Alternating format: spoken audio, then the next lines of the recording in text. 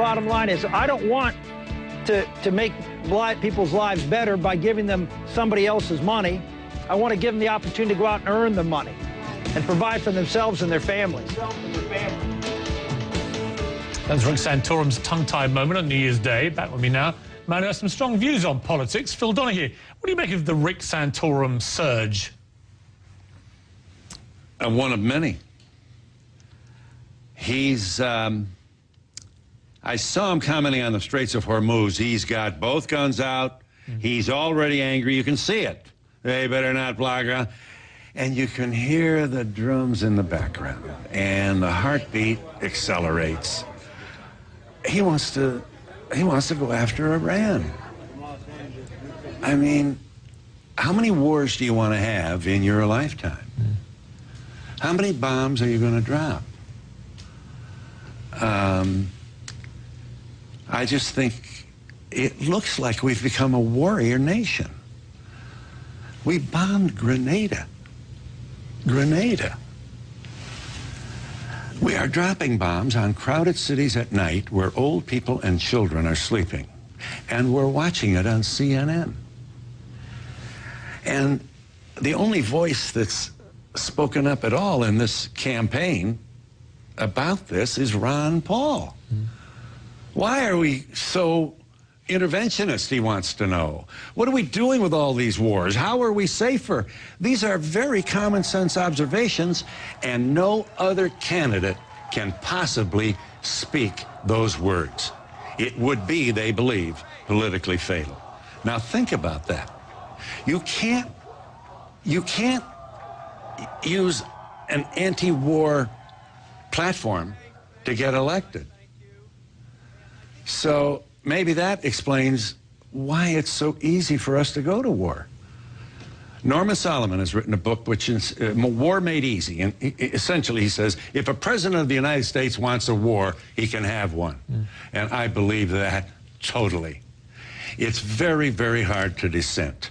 Think about what's against the person who wants to say, wait a minute, are you sure? Newt Gingrich said Ron Paul's positions are dangerous. So it's fear. We have to be tough. And we're killing our young adult children because of this. What I've noticed about Americans and America when it comes to this kind of thing is that anybody that dares speak up against a war instantly gets labeled, bracketed, a pacifist, a coward, weak. And it's not really like that in many other countries. It's the kind of thing that mystifies me, because you don't have to be a pacifist to disagree with, say, the Iraq War. Yes. At all. I mean, it's not pacifism. It's pacifism if you say no war is ever acceptable. If you say Winston Churchill had no right, Neville Chamberlain had no right to have a war with Adolf Hitler, then that is pacifism to me at its weakest. It is a weak position. Of course you have to stand up to a dictator like that. But when it comes to issues like Iraq, incredibly important that the world's #1 military power, #1 political power, #1 economic power has a proper debate about whether they should go into these things without people being labeled a pacifist if they don't think it's a good idea. You know, that's just one of the pushbacks. And by the way, I'm not brave enough to be a pacifist. I am, like millions of other Americans, very, very concerned about our foreign policy behavior over the past several years.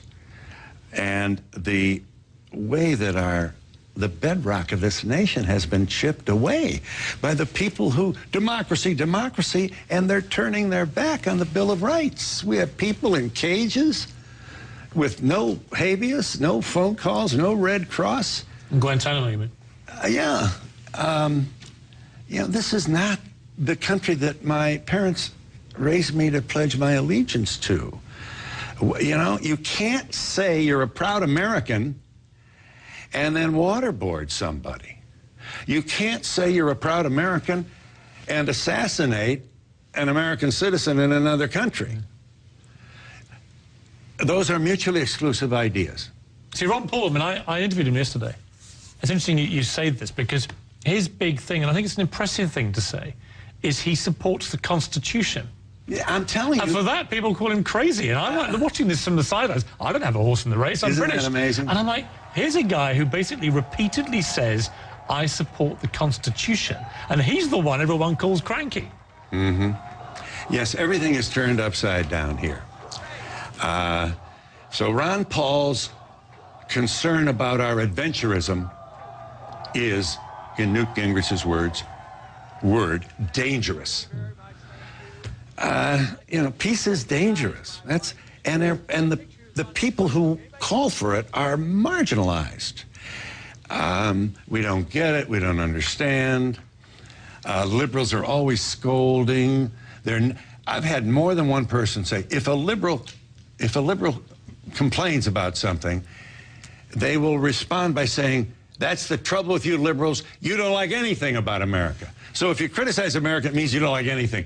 That's how they just push back. Playing devil's advocate, though, Phil, I mean, isn't it also true that the right wing, the Republicans who espouse traditional social conservatism, they also get the same kind of caricaturing, don't they, by the left? I mean, it does work both ways. Yes, it does. I agree.